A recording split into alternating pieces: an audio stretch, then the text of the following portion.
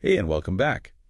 For this deep dive, you've given us some source material, and, well, our job is to unpack it, look at the claims, and see what it's really highlighting. That's the plan. So today, we're tackling a specific claim that seems to be doing the rounds. It's about the cost of renovating the International Conference Center, the ICC, in Oh, yeah. Abuja, Nigeria. Right, the ICC. And the core point in the material you shared, it draws this really, really sharp contrast.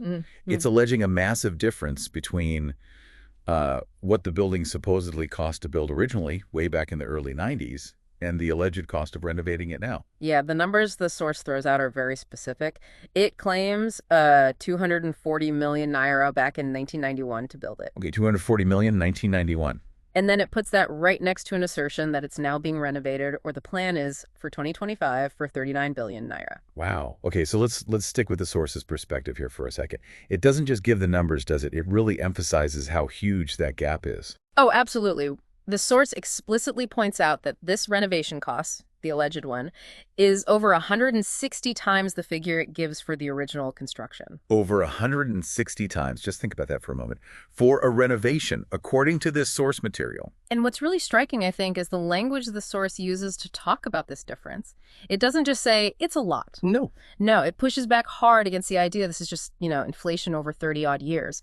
The source calls the alleged renovation cost an insult to intelligence. An insult to intelligence. Yeah, and it goes further, calling it organized looting. Very strong terms. Okay, organized looting.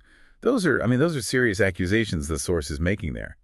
How does it build on that, or just leave it at those labels? No, it definitely connects it. The source links this specific alleged spending to, well, a much broader picture it paints of Nigeria. How so?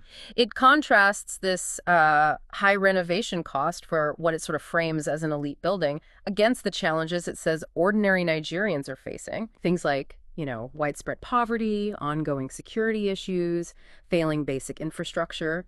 The source creates this image where this big expenditure seems really out of step with urgent national needs. Got it. So the source isn't just throwing numbers out, it's using them to build a critique about priorities, about how public money is used, especially when compared from its perspective to the population struggles. Exactly. It's making a case about priorities. So given that framing, what questions does the source raise then? Well, building on that viewpoint, the source asks directly, where's the accountability? Where's the transparency? Right. And maybe most pointedly, who's benefiting?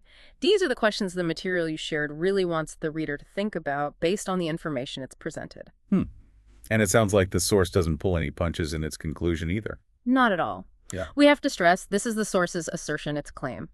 But it wraps up by stating pretty flatly that this situation, as it lays it out, isn't governance. It repeats the phrase organized looting. That's the final word from this particular source material. So to sort of boil it down, this source gives us a really direct, quite critical view on public spending. It does this by showing this stark contrast, alleged original cost versus alleged current renovation cost. And wraps it all up in some very strong language, linking it to wider societal problems. Yeah. That's the essence of the material provided. Exactly. So why should this specific claim, as laid out in this source, matter to you, the listener? Well, I think it taps into some really fundamental questions, doesn't it? Questions that go way beyond just this one building or even Nigeria. Like what? Like, questions about public spending in general. How do we assess value? Right. How do we weigh prestige projects against, say, critical national needs? And the role of transparency, accountability. Absolutely. Especially when you see claims of such, well, huge discrepancies being made, it makes you wonder about the mechanisms for oversight. Which leads us, I suppose, to a final thought for you to maybe mull over. Yeah, something to consider. Given the really stark contrast this source presents, costs spanning decades, different economic realities, what information, what frameworks would you actually need? What would you need to truly understand the complexities, to figure out the potential justifications or lack thereof behind these kinds of large-scale public project costs when you look at them across such a long time? Yeah, what does it really take to evaluate a claim like this fairly? Something to think about.